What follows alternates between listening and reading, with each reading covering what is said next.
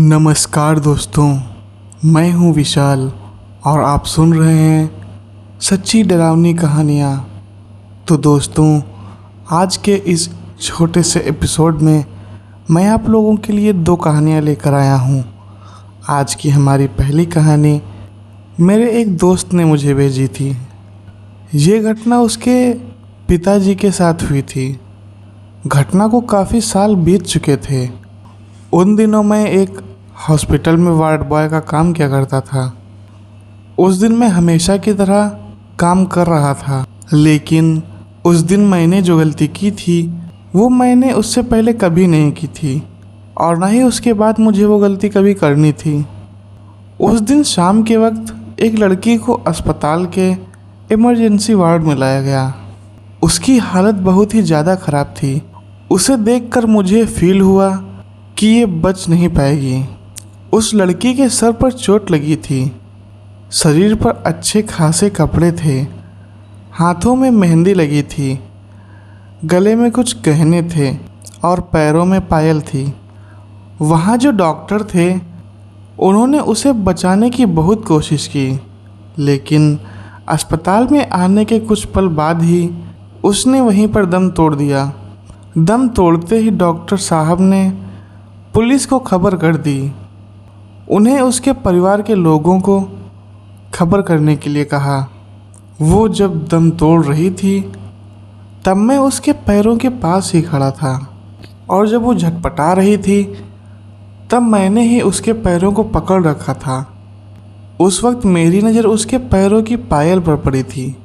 उसे देख ना जाने उस दिन मेरे मन में कैसे वो बुरा विचार आ गया, लेकिन मैंने उसके पैरों पर से नज़र हटा ली और इलाज पर ध्यान दिया। मुझे देखते हुए ही उसने दम तोड़ दिया था। मरने के बाद भी उसकी आंखें खुली थी और वो बस मुझे ही घूर रही थी। फिर उसका सब पेपर वर्क होने के बाद मुझे उस लाश को मुर्दा घर ले जाने के लिए कहा गया। मैं उसे कपड़े में लपेट रहा था और फिर से मेरा ध्यान उसके पैरों पर चला गया। उसकी पायल मेरे मन में भर गई थी। फिर मैंने उसे दूसरे वार्ड बॉय की मदद से स्ट्रेचर पर रखा और फिर उसे मुर्दा घर में, जो कि अस्पताल की दूसरी बिल्डिंग में था और वहाँ से दूर था, उस तरफ ले जाने लगा। जब मैं अंधेरे से जा रहा था तो बीच रास्ते में जाते जाते मैंने उसके पैरों की वो पायल चुरा ली और उसे चुराकर अपने रुमाल में बांध लिया। मुर्दा घर के गेट पर मैंने उसकी एंट्री की और वो लाश मैंने वहाँ के सारे स्टाफ के हवाले कर दी। रात के खाने के बाद मैंने चुपचाप वो पायल अपनी जेब से निकाल कर अपने बैग में रख दी। फिर रात भर भाग दौड़ में मैं उस बारे में भूल गया। जब सुबह हुई तो बाहर जाते वक्त बैग में हाथ डाल कर देखा और फिर मैं इत्मीनान से घर चला गया। दूसरे दिन सुबह मैं घर गया था, लेकिन मुझे अपनी पत्नी को सच बताने में शर्म आ रही थी। इसलिए जब मैं घर पहुंचा तो मैं जानबूझकर घर के बाहर चला गया। उससे कहा कि कहीं बाहर जा रहा हूं और दोपहर तक लौटूंगा। और जैसा कि मैंने उससे कहा था, मैं दोपहर तक यहाँ वहाँ घूमकर घर वापस आ गया और मैंने वही पायल अपनी पत्नी को उपहार के स्वरूप में दे दी और उसे झूठ बोला कि मैं इसे खरीद कर तुम्हारे लिए लेकर आया हूँ। इन सब के बावजूद मेरे मन में कहीं ना कहीं वो कसक थी कि मैंने उस पायल को चुराया है। उस दिन शाम को हमेशा की तरह मैं काम पर चला गया। मुझे इमरजेंसी वार्ड की जगह दूसरे जनरल वार्ड में ड्यूटी लगा दी गई। मैं हमेशा की तरह अपना काम कर रहा था। फिर अंधेरा हो गया। मेरा काम ख़त्म हो गया था। धीरे धीरे सब कुछ शांत हो गया और वार्ड के सारे पेशेंट एक एक करके सोने लगे और फिर मैंने उस वार्ड की लाइटें बंद कर दी और वार्ड के बीचों बीच जो टेबल था वहाँ पर सिरक कर सो गया। मैं तब तक आधी नींद में जा चुका था कि तभी मुझे पायल की आवाज़ सुनाई देने लगी। मैं थोड़ा सा गहरी नींद में था लेकिन मुझे ऐसा एहसास हुआ कि सामने जो टेबल है उसके सामने कोई आकर खड़ा हो गया है। मैंने सोचा कि कोई मरीज या कोई नर्स होगी, इसलिए मैंने वहीं पड़े पड़े उससे पूछा क्या चाहिए। और फिर मुझे पायल की आवाज़ सुनाई दी। वो आवाज़ उस टेबल को घूमकर मेरे पास आ रही थी और मैं वैसे के वैसे ही पड़ा रहा। अगले ही पल मुझे अपने कानों के पास सांसों की आवाज़ सुनाई दी। मैं अचानक से उठकर बैठ गया और यहाँ वहाँ देखने लगा, पर वहाँ पे मुझे मरीजों के सिवा और कोई दिखाई ही नहीं दिया। उस वार्ड का दरवाज़ा पूरा खुला हुआ था।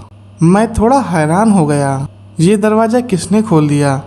मैंने वार्ड के अंदर देखा तो सारे पेशेंट सो रहे थे, कुछ हलचल कर रहे थे, लेकिन वो ध्यान देने लायक नहीं थे। मैं उठा और दरवाज़ा फिर से बंद कर दिया। मुझे ऐसा लगा जैसे मुझे कोई भ्रम हुआ हो। उसके बाद मैं कुछ देर वहीं बैठा रहा। फिर मैं बाथरूम में चला गया। अपने चेहरे पर पानी की कुछ छींटे मारते हुए मैंने शीशे में देखा तो मेरी आंखों के सामने एक परछाई किसी बिजली की चमक की तरह गायब हो गई। कोई मेरे पीछे था, लेकिन जैसे ही मैंने गौर से देखा तब तक वो गायब हो चुका था। मैं घबराकर बाथरूम से वापस आ गया, क्योंकि इस बार मैंने वो चेहरा देखा था। हालांकि वो एक परछाई थी, किसी छाया की तरह, लेकिन वो आकृति एक पल में गायब हो गई थी। पर मैंने उसका चेहरा साफ साफ देखा था। मैं वो चेहरे को आंखें कभी नहीं भूल सकता, क्योंकि उस लड़की ने मेरी आंखों के सामने और मुझे देखते हुए अपना दम तोड़ा था। मेरा पूरा शरीर पसीना पसीना हो गया था और पूरा शरीर थरथराने लगा था। मेरी नींद के मारे होश उड़ गए थे और मेरी नींद ही उड़ गई थी। उस परछाई के कारण मुझे रात भर नींद नहीं आई। उस दिन सुबह मैं थोड़ा जल्दी ही घर चला गया। जैसे ही मेरी पत्नी ने दरवाज़ा खोला तो सबसे पहले मेरा ध्यान उसके पैरों पर चला गया। वो पायल उसके पैरों में थी, लेकिन मैंने उससे कुछ नहीं कहा। मैं उसे वो सब बताने से डर रहा था। फिर मैं घर के अंदर गया, नाश्ता वगैरह कर कुछ खाकर सोने चला गया। मुझे पूरी रात नींद नहीं आई थी, इसलिए सुबह मुझे बहुत अच्छी नींद आ रही थी। किसी समय नींद में मुझे फिर से वो महसूस हुआ कि मेरे आसपास वो पायल की आवाज़ आ रही है, लेकिन मुझे ये लग रहा था कि मेरी पत्नी मेरे आसपास घूम रही होगी, क्योंकि उसी ने वो पायल पहन रखी थी। कुछ देर बाद मुझे अपने कानों के पास फिर से वो आवाज़ सुनाई दी। वो सांसों की आवाज़ थी, वही आवाज़, और फिर एक स्पष्ट सी सरसराहट सी आवाज़ सुनाई दी। उसी क्षण मुझे अपने चेहरे पर एक ठंडे हाथ का स्पर्श महसूस हुआ। मैं चौंक कर उठ गया। मैंने देखा कि मैं अपने अस्पताल के मुर्दा घर में था। मेरे चारों ओर अनगिनत लाशें थी, ठंडी बेजान खामोश सी, लेकिन वहाँ की शांति को महसूस कर मेरे रोंगटे खड़े हो गए। तब मुझे ब्लड प्रेशर की प्रॉब्लम थी। उन सब को देखकर मेरा ब्लड प्रेशर हाई होने लगा। मुझे चक्कर आने लगे, मेरा सिर घूमने लगा था, मेरी आँखों के सामने अंधेरा छाने लगा और अचानक से मैंने उसे अपने सामने देखा। वो वही थी, वही लड़की जिसके पैरों से मैंने पायल चुरा ली थी। वो अपना एक हाथ फैलाए खड़ी थी। वो अपने मुंह से कुछ बड़बड़ा रही थी और शायद वो मुझसे कुछ मांग रही थी, और शायद वो मुझसे वही पायल मांग रही थी। मैं घबरा गया और मैं पीछे हट गया, और पीछे हटते हटते मैं नीचे गिर गया। मैं उससे बचने के लिए पीछे जा रहा था कि कुछ ही क्षण में मैं उसका शरीर धुआं धुआं हो गया, और मैं वो सब देखकर वहीं पर बेहोश होकर गिर पड़ा। जब मुझे होश आया तो मेरी पत्नी मुझे जगा रही थी। मैं अपने घर के बिस्तर पर पड़ा हुआ था। उसने मुझे पानी पिलाया और मुझे शांत किया, और बताया कि मैं नींद में बहुत डरा हुआ था। नींद में ही मेरे हाथ पैर बहुत कांप रहे थे, शरीर पूरा पसीने से भीग चुका था। और तब उसने मुझसे पूछा, ये आपको क्या हो रहा है? चलो डॉक्टर के पास चलते हैं। लेकिन मैंने बिना कुछ बोले अपने हाथ से उसे बस शांत रहने का इशारा किया। मैं वहीं चुपचाप कुछ देर तक बैठा रहा और मैंने हिम्मत जुटाई। तब मैं उसके पैरों की तरफ देख रहा था। उसे नहीं पता था कि उसके पैरों की तरफ क्यों देख रहा था। थोड़ी देर शांत रहने के बाद मैंने उसे पूरी सच्चाई बता दी कि मैंने उसके पैरों में जो पायल है उसे खरीदा नहीं है, बल्कि मैंने उस पायल को एक मुर्दा लड़की के शरीर से चुराया है। और इसीलिए कल रात से मुझे बहुत सी अजीब अजीब सी आवाज़ें सुनाई दे रही थी। मैं कुछ बीमार सा महसूस कर रहा था। वो लड़की मुझे बार बार दिखाई दे रही थी।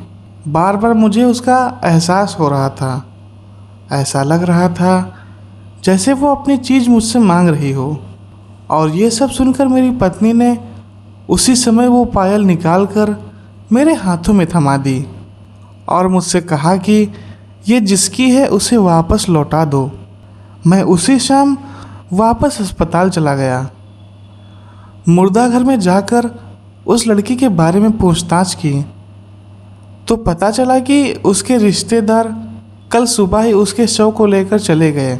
फिर मैंने उसके घर का पता लिया और सीधे उसके घर चला गया। उस लड़की के घर जाकर मैंने उसके घर वालों को मेरे साथ हुए हादसे के बारे में बताया और उनसे और उस लड़की के आत्मा से माफ़ी मांगी। तब मुझे पता चला कि जिस दिन एक्सीडेंट हुआ था उसी दिन उसका जन्मदिन था और उसे वो पायल उसके पिताजी ने उपहार में दिया था और शायद इसीलिए वो मेरे पीछे पड़ी थी। तो दोस्तों, ये थी हमारी आज की पहली कहानी। तो आइए अब बिना वक्त ज़ाया किए अपनी दूसरी कहानी को शुरू करते हैं। दोस्तों, मेरा नाम नीरज है। मैं ज़िला बाराबंकी उत्तर प्रदेश का रहने वाला हूँ। ये बात तब की है जब मेरी उम्र 16 साल की थी। मेरे घर से 4-5 किलोमीटर दूर हमारे खेत थे और मैं हर रोज़ अपने खेतों की रखवाली करने के लिए जाया करता था। एक दिन की बात है जब मैं अपने खेतों की रखवाली करने के लिए अपने घर से 8 या 9 बजे निकला था। उस दिन मेरी माँ ने मुझे बहुत रोका था और बोला था कि आज अमावस की रात है, आज तेरा खेतों में अकेले जाना ठीक नहीं होगा। पर मैं इन सब बातों पर कभी विश्वास नहीं करता था। माँ के बहुत मना करने के बाद भी मैं नहीं माना और मैं अपनी बाइक स्टार्ट करके खेतों की तरफ चला गया। मैंने खेत पहुंचकर अपनी बाइक वहीं पर खड़ी कर दी थी और फिर हाथ में टॉर्च लेकर खेतों के चक्कर लगाने लगा। कुछ देर बाद में मैं अपने आखिरी खेतों के पास पहुंचा तो मुझे बहुत मनहूसियत सी लगने लगी। ज़्यादा ध्यान ना देते हुए मैं जब थोड़ा सा और आगे गया तो मैंने देखा कि एक बरगद के पेड़ के नीचे कुछ आग सी जल रही थी। इसलिए वहाँ इतने अंधेरे में कौन होगा, ये देखने के लिए मैं थोड़ा और पास चला गया और तब मैंने देखा कि वहाँ पर 3-4 औरतें बैठी हुई थी जिनके बाल खुले हुए थे और पता नहीं वो किसी अजीब सी भाषा में बात कर रही थी या फिर यूँ कहे कि बड़बड़ा रही थी। मैंने वो समझने की कोशिश की लेकिन वो समझने के लायक नहीं थी। कोई तंत्र मंत्र जैसा था। वो उसे बड़बड़ाते हुए अपने सर को बहुत तेज़ी से घुमा रही थी। वो देखकर मैं बहुत ज़्यादा डर गया था। वो बहुत ही डरावना दृश्य था। फिर भी मैं वहीं पर एक जगह छुप कर खड़ा हो गया और चुपके से देखने लगा कि वो आखिरकार क्या रही हैं। मैंने अच्छे से ध्यान देकर देखा और मैं बहुत ही ज़्यादा डर गया। शायद ये आगे का सुनने में आपको बहुत ही अजीब लगेगा। तो जब मैंने देखा कि वो बहुत ही ज़्यादा डरावना दृश्य है, वो देखकर मुझे थोड़ा उल्टी जैसा महसूस हुआ। वो सारी औरतें छोटे से शिशु के सर को चाकू से काट रही थी और उसका खून पी रही थी। और खून पीते पीते कुछ अजीब सी भाषा में मंत्र बोल रही थी। उसी वक्त वो मेरे पास में रखे हुए एक नरमन को उस बच्चे के खून से रंग रही थी। ये सब देख के मेरी हालत पहले से ज़्यादा ख़राब हो गई। मेरे पैर वहीं पर जम गए थे। मेरा पूरा शरीर खड़े खड़े वहीं कांपने लगा था। फिर कुछ देर बाद मैंने देखा कि उस आग में से एक काली सी परछाई बाहर निकल कर आई है और ये देखकर मेरा सिर चकराने लगा। मैं उसे ठीक से देख नहीं पा रहा था। वो बहुत ही अजीब थी और बहुत ही तेज़ी से हिल रही थी। और फिर अचानक से पता नहीं कैसे वो सारी औरतें मुंह मोड़कर मेरी ओर देखने लगी। मुझे विश्वास ही नहीं हुआ। उन्हें कैसे पता चला कि मैं उनके पीछे हूँ और मैं उन्हें ही देख रहा था। जब मैंने उनका चेहरा देखा तो मेरा बचा खुचा धैर्य भी जवाब दे गया। मेरे होश उड़ गए।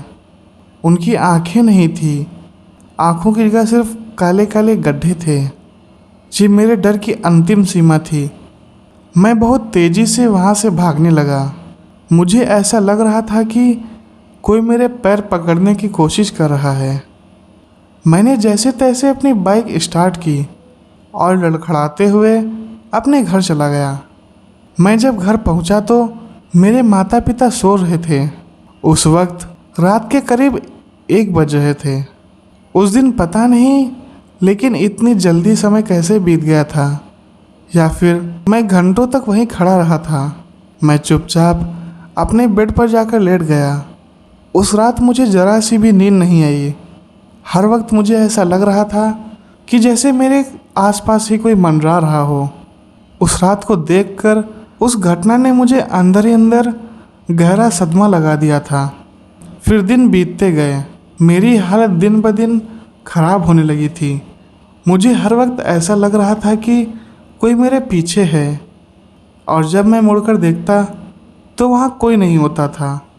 मुझे रात को किसी के फुसफुसाने की आवाज़ भी सुनाई देती थी, जैसे कि कोई अजीब सी भाषा में कोई मंत्र बड़बड़ा रहा हो, जैसे कोई मेरे एकदम कान के पास कुछ बोल रहा हो। मैं हर वक्त डरा डरा सा रहने लगा था।